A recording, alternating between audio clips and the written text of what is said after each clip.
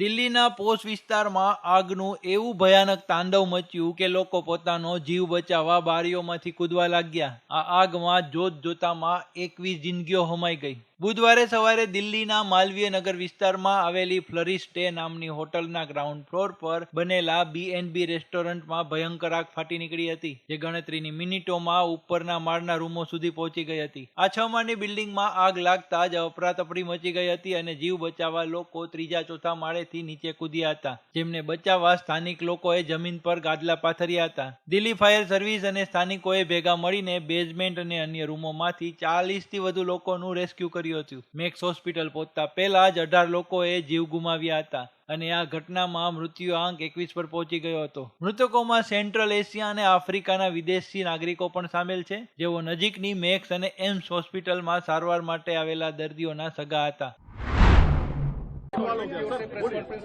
Rescue operation पूरा complete हो गया है. आग पूरी तरह से बुझ गई है. कैजुअलिटी को हॉस्पिटल में भेज दिया गया है. 38 कैजुअलिटी एम्स यहाँ पे मैक्स में है, बाकी जो है एम्स के अंदर में है, कुछ मदन मोहन वाली है. सर प्रथम दृष्टया क्या लग रहा है? अभी तो ऐसा ये इन्वेस्टिगेशन का मैटर है, पुलिस इन्वेस्टिगेट करके बताएगी. હાલમાં 15થી વધુ લોકો ગંભીર હાલતમાં હોસ્પિટલના ICU અને વેન્ટિલેટર પર જિંદગીની જંગ લડી રહ્યા છે. દિલ્હીમાં છેલ્લા 6 મહિનામાં આગની ઘટનાઓમાં કુલ 66 લોકોએ પોતાનો જીવ ગુમાવ્યો છે.